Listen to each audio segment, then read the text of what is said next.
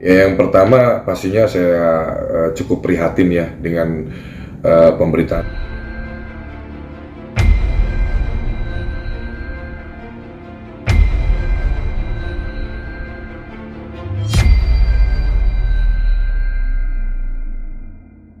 Terkait ramainya pemberitaan kemarin Bang, yang beredar viral di Twitter itu seperti apa Bang?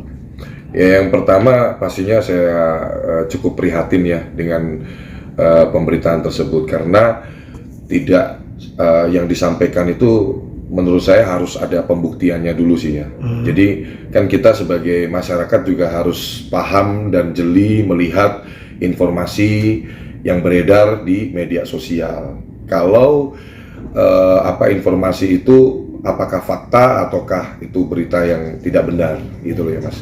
Nah, kembali lagi kalau yang dibahas rame di media sosial itu kan kembali lagi ya, kita kalau mau dengar berita yang sebenarnya ya silakan boleh tanya aja sama karyawan saya 136 orang yang masih bekerja dan aktif di perusahaan saya, bagaimana kita memperlakukan karyawan. Sangat saya manjakan Mas karyawan di sini nih Mas. Jadi untuk teman-teman ketahui juga ya, aturan ini tidak dibeda-bedakan. Semua karyawan yang baru hari pertama kali kerja aja, saya langsung tanya satu hal Mas, kamu punya ongkos nggak buat operasional? Kenapa saya lakukan itu? Saya dulu pernah, waktu keterima kerja bukannya seneng malah bingung nggak punya ongkos. Ini bisa dikonfrontir semuanya loh, dan ada loh bukti-bukti kita transfer ke karyawan yang baru masuk sehari kerja. Ada karyawan yang baru masuk sehari kerja mau buat nebus ijazah kuliahnya 18 juta kita support ya, mau buat nikah 40 juta kita support. Jadi saya itu lebih ke apa ya, pernah jadi karyawan, dan ketika saya jadi pengusaha saya tahu banget di posisi karyawan bagaimana saya mau zalim, mau berbuat jahat sama karyawan gitu loh Mas. Dan sekali lagi, pengusaha tidak akan pernah bisa tanpa kerja tanpa karyawan.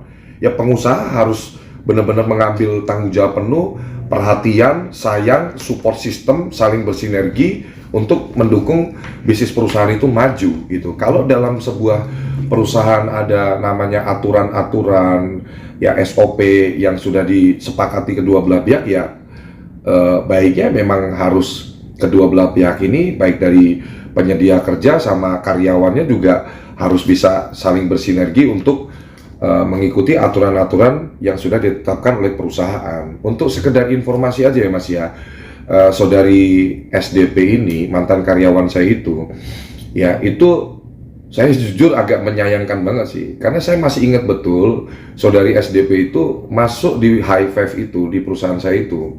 Waktu itu saya masih karyawan Mas. Saya masih marketing tahun 2020 ya. Kalau saya nggak salah ingat itu antara bulan September atau Oktober lah ya, 2020 itu. Ya, dia masuk ke perusahaan saya memohon-mohon sampai nangis, demi Allah saya berani bersumpah.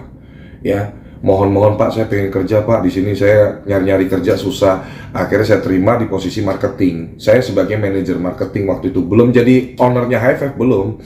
Nah, ketika dia terima sebagai marketing, saya lihat ini anak introvert gitu, kurang jago berkomunikasi. Saya yang dampingi dia Mas, bahkan saya arahkan dia untuk cari prospek, saya ajarin dia cari prospek di LinkedIn. Nggak lama, 3-4 hari saya ajarin, dia langsung closing virtual office 2 unit di dapat prospeknya dari LinkedIn.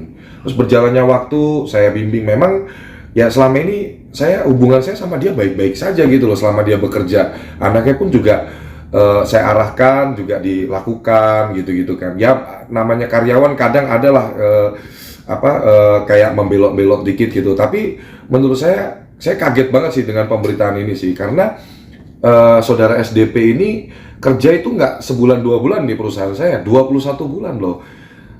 Selama proses di perusahaan ini, kita ini kan namanya perusahaan kan semua kan by rules, by aturan. Nggak bisa kita semena-mena, ada data-datanya semua. Bahkan ketika kita klien itu komplain atas servisnya saudara SDP, terus hubungi ke saya, hubungi ke partner saya, ya kita kasih teguran pun juga nggak main-main pecat karyawan. Ini ada buktinya nih, pernah kita kasih surat peringatan pertama ya, ada tanda tangannya dia langsung ini ya.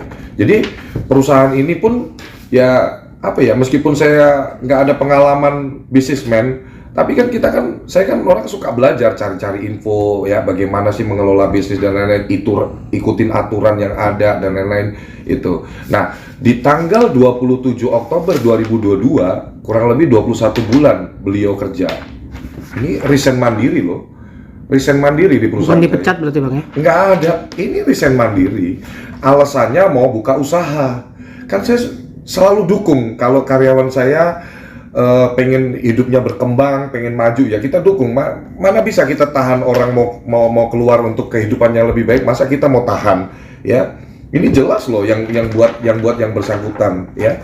Jadi tidak, menurut saya itu dugaan fitnah dan dugaan pencemaran nama baik yang si pendalilnya juga harus bisa memberikan buktinya. Untuk sekedar info aja, saudari SDP itu saya bimbing betul-betul dari nol. Boleh ditanyakan aja langsung ke yang bersangkutan, berapa penghasilannya di perusahaan saya, 2 digit terus, ya. Bahkan pernah saya ingat waktu itu ada klien yang saya kasih juga dapat sampai angka 30 juta dalam 1 bulan. Di mana sih rasa syukurnya? Di mana sih ucapan berterima kasihnya kepada orang yang sudah membimbing, mengarahkan, mengajari dia bagaimana ilmu marketing, ya. Saya dari karyawan, dia saksi, saudari SDP ini saksi hidup saya, bagaimana kerja keras saya membimbing mengelola perusahaan ini bersama Pak Sabar sampai saya di titik puncak saya. Itu aktivitas-aktivitas yang saya lakukan gitu. Closing pun saya masih dampingin. Itu prospek pun, karena jadi awalnya itu kan saya ini jadi call center perusahaan gitu loh, jadi marketing gitu loh. Saya ngurusin semua dari A sampai Z itu untuk strategi pemasaran saya gitu loh.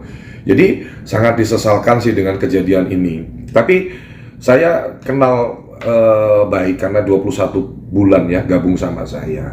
Saya yakin saudari SDP ini juga sebetulnya bukan orang yang seperti itu. Mungkin ada pembisik, mungkin ada orang yang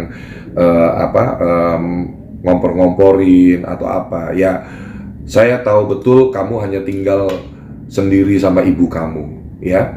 Hanya ada ibu kamu yang kamu rawat, kamu sebagai tulang punggung, ya kan.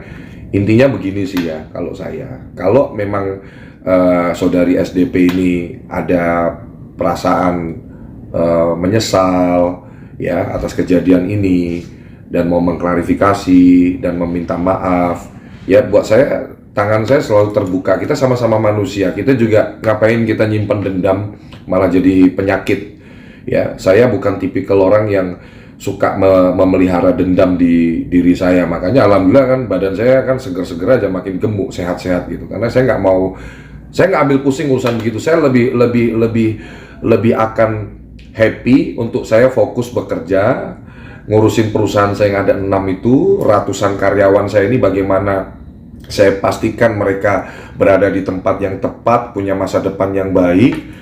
Itu aja sih concern saya sih Mas untuk saat ini Mas. Tapi selama dia bekerja itu seperti apa sih Bang? Maksudnya apakah dia terlalu senioritas itu loh, ataukah dia terlalu banyak ngatur atau seperti apa Bang? Iya, jadi saudari SDP ini memang saya bisa bicara dan ada bukti-buktinya. Jadi ada grup-grup WhatsApp yang dibuat itu di luar grup resmi perusahaan, ya. Dan di grup itu saya pun sudah punya data-datanya semua. Senioritasnya saudari SDP ini sangat tinggi karena memang dia tergolong yang paling lama marketing gitu loh. Jadi ketika ada anak baru masuk, ini arahan saya untuk dibimbing, diajarin dan lain-lain. Ini ada bukti chatnya loh, ada bukti percakapannya di handphone saya dan saya bisa tunjukkan gitu loh. Jadi ada kalimat-kalimat nih lu pada baca pakai biji mata lu gitu-gitu ya, sampai yang jadi ada kata-kata kasar lah Bang ya. Banyak kata-kata kasar yang dilontarkan oleh saudari SDP ini sehingga membuat kultur suasana bekerjanya ini jadi horor gitu loh. Padahal selalu saya arahkan ke semua orang yang bekerja di perusahaan saya. Bekerja di perusahaan saya itu saya nggak ngelihat latar belakang pendidikanmu apa. Yang saya utamakan adalah adab dan attitude, itu nomor 1 gitu loh. Dan jujur aja ya, saya pun juga punya data-datanya segala macam. Klien-klien rata-rata yang dihandle oleh saudari SDP ini banyak yang mengajukan komplain ke saya. Makanya waktu itu sempat ada surat peringatan. Ya teguran-teguran itu udah sering ya, ya dia slow respon lah, ya kan. Terus janji ke klien tidak tepat waktu sehingga image perusahaan juga terganggu juga lah pastinya gitu kan. Jadi kembali lagi teman-teman, saya perlu luruskan bahwa pengusaha tidak ada yang mau marah-marahin karyawan atau komplain sama karyawan kalau karyawannya udah kerja bagus. Kalau kita sudah bekerja bagus, ya bisa menjaga nama baik perusahaan, ngapain sih pengusaha kita nyapein harus negur karyawan, harus kasih surat peringatan, harus marahin karyawan? Kan di setiap tempat kan pasti ada aturan, di setiap kantor kan pasti ada SOP, ada KPI dan lain-lain yang harus kita taatin bersama gitu loh. Jadi dan saya perlu sampaikan ya, ini data-datanya ada, bukti transfer ke bukti pembayaran haknya yang bersangkutan itu lengkap semuanya. Berapa tiap bulan dia terima uang, dan menurut saya jangan apa ya, jangan kita meludah di sumur kita sendiri yang selama ini kita cari nafkah di situ, bahkan sudah kita kasih ke keluarga kita hanya karena hal-hal yang menurut saya ini nggak penting gitu loh. Kalau misalkan mungkin ada penyesalan nih dari saudari SDP karena di tempat saya dia dapat penghasilan besar, terus dia pengen balik lagi ke perusahaan saya dengan tangan terbuka, orang dia resign kok, bukan dipecat kok, ya kan. Kalau memang dia dia sengaja melakukan ini untuk biar mungkin saya nawarin dia lagi, atau dia pengen gabung cuman malu ngomongnya, ayo silakan, saya dengan tangan terbuka kalau mau balik lagi ke perusahaan saya dengan tangan terbuka menerima kok. Toh kamu tuh udah punya best customer, udah punya relasi kuat di sini. Kalau memang kamu mau balik, income kamu udah 2 digit terus tiap bulan, Mas. Ada datanya kita semuanya. Oke. Terakhir Bang, apa yang diharapkan dari si SDP ini Bang? Ya pastinya kan sebagai orang yang lebih dewasa, saya anggap SDP ini, saudari SDP ini kan sebagai kayak adik saya lah gitu ya. Apalagi kan usianya juga masih cukup sangat muda gitu. Ya intinya kalau memang saudari SDP ini, saran dari saya sih ya, bertobat lah.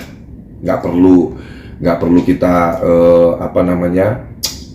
cari masalah atau cari musuh dengan orang gitu. Karena saya sendiri sebagai pelaku usaha yang berada melakukan kegiatan usaha pun juga di negara hukum ya, saya sudah tunjuk tim hukum saya, Bang Maci, untuk mempelajari masalah ini ya. Jadi karena saya bukan ahli hukum, jadi saya harus koordinasi dengan dengan tim lawyer ya, Bang Maci, untuk membereskan masalah ini itu loh ya. Dugaan-dugaan tindakan pidana apakah ada di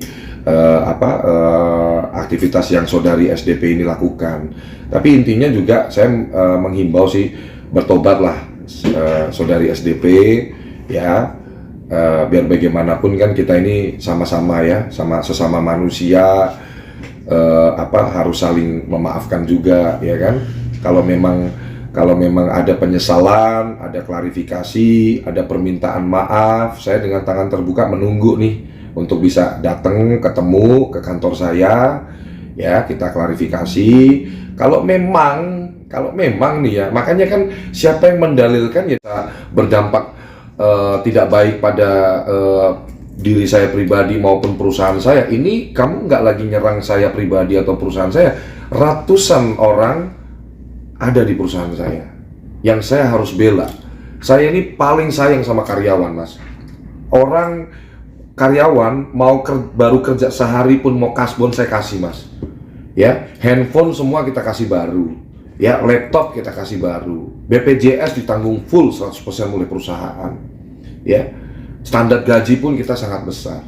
Itu loh. Parkir motor. Jadi semua karyawan gajian itu penghasilannya mereka itu net semuanya, tanpa ada potongan-potongan. Kami nggak pernah telat bayar gaji karyawan. Satu kali pun kita nggak pernah telat namanya membayar hak karyawan. Karena apa? Saya pernah jadi karyawan juga. Jadi saya ini paling terdepan untuk ngebela hak karyawan. Gitu, Mas. Oke, makasih Bang.